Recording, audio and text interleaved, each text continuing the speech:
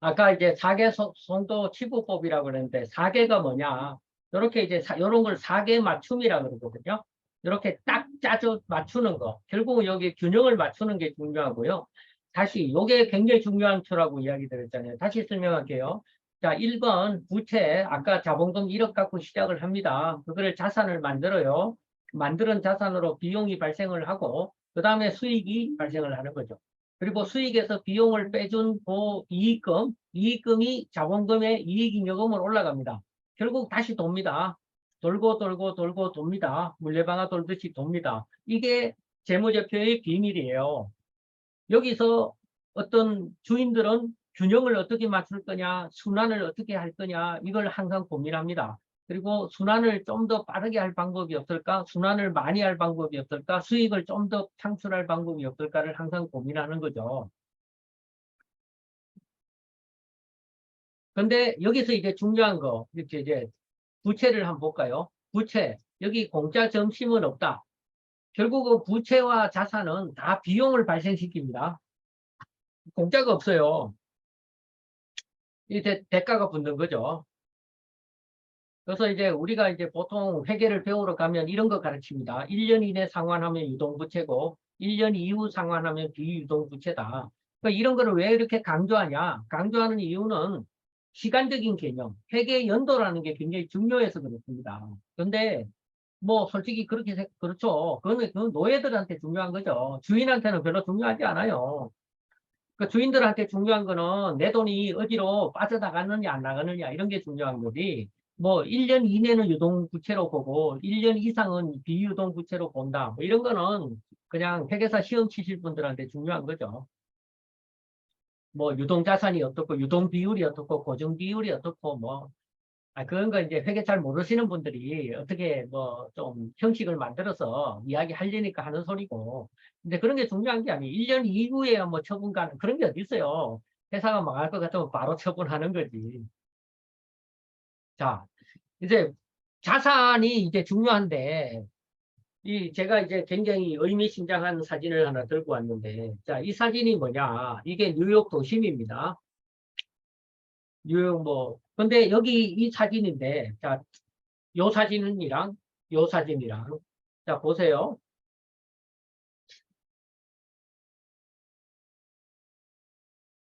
요게 이제 뉴욕 도심을 8시간 동안 샤터를 개방한 겁니다. 그 사진 좀 찍으시는 분들은 아실 건데요. 이 샤터를 개방을 해 놓으면 조리개를 이제 열어 놓는 거죠. 조리개를 열어 놓으면 여기 이 뭐 먼지처럼 보이는 거 있죠. 이게 뭐겠어요? 아시는 분들은 금방 아시더라고. 이게 이제 이거 사람입니다. 자동차 사람이에요. 그 부처님이 그랬잖아요. 먼지 같은 존재라고. 그러니까 이게 시간이라는 것을 늘려서 보면 이게 다 먼지예요. 사람들은 다 먼지입니다, 이게. 근데 8시간을 놓고 찍었더니 이렇게 먼지가 됐죠. 한, 한 10,000년 정도를 놓고 조리개를 개방해 놓으면 어떻게 될까요? 이거 제가 저번에 다른 강의 가서 그 이야기 했더니 바로 이야기 하더라고. 아무것도 없을 거라고. 예, 아무것도 없습니다. 근데 아무것도 없는 건 아니에요. 하나는 있죠. 네, 땅이 남습니다. 땅이. 자, 그래서 고정자산에 토지가 들어가는 겁니다. 그리고 고정자산의 토지는 감가상각을 안 해요. 왜? 안 없어지니까. 이 먼지 같은 것들은 비용으로 다 들어가는 거예요. 이 자산도 아니야, 얘들은. 그리고 그나마 이 건물처럼 서 있는 애들, 이런 애들은 자산이에요. 이 먼지는 자산도 아니에요. 비용이에요. 이게 자산입니다. 그럼 여기서 중요한 거. 아니, 이렇게 이제 좋아. 이렇게 이제 멀쩡하게 서 있는 얘네들이 그러면 절대 없어지지 않는 걸 사야 되겠네. 맞죠? 근데 절대 없어지지 않는 것들은 조심해야 될 게 있어요. 비용을 발생시켜. 어? 비, 비용을 발생시킵니다. 이 먼지 같은 것들은 일회성 비용이에요. 이 건물 빌딩은 이놈들은 무너질 때까지 비용을 발생시킵니다. 그러니까 이놈들은 무너질 때까지 비용을 발생시키기 때문에 무너질 때까지 돈을 벌어내지 않으면 쓰레기. 반만 축내는 거죠. 쉽게 말하면. 그래서 우리가 어, 경영자들이 제일 중요하게 보는 거는 그런 거죠. 어떤 놈이 반만 축내고 있나. 그것만 보는 거예요. 항상 불용 자산이 없는가. 돈 안 되는 자산이 없는가. 쉴 데 없이 그냥 자리만 차지하고 있는 게 없는가. 창고에 갔더니 뭐 불용 재고가 뭐 산더미 같이 쌓여 있어. 그거를 치웠더니 치우면 그거 당장 손실 잡아야 된다. 그게 아니에요. 당장 어차피 손실이야, 그거는. 재무제표에 표현이 안 돼 있을 뿐이죠. 그건 손실 잡고, 손실을 잡았더니 창고가 텅텅 비었네? 아니, 그러면 창고 임대를, 딴 회사한테 임대를 줬더니 돈이 들어와요. 결국은 다시 말씀드리죠. 자산은 돈을 벌어들이든지 돈을 쓰든지 둘 중에 하나를 합니다. 돈을 벌어들이든지 돈을 쓰든지.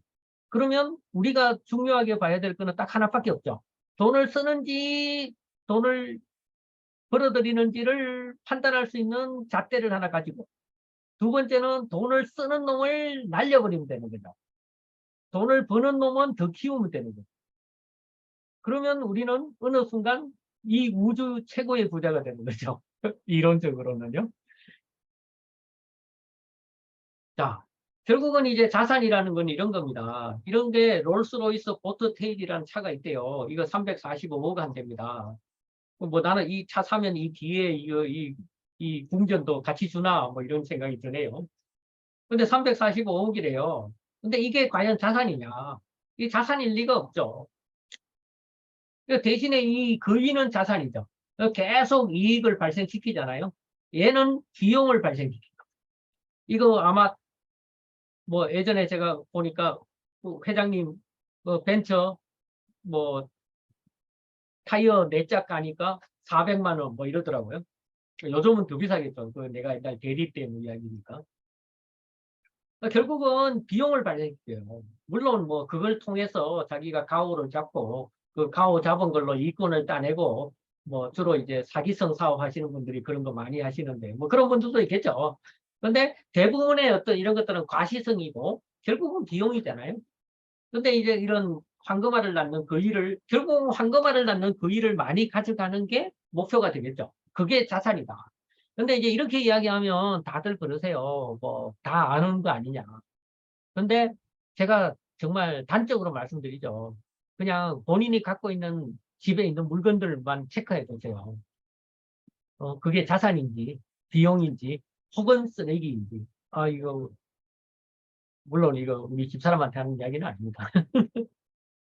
그러니까 이제 이런 것들이 이제 우리가 체크해 볼 필요가 있어요. 우리가 회계를 한다는 거는 결국은 우리가 정리하고 체크하고 따져보는 거거든요. 회계할 때 계자가 따질 계자예요.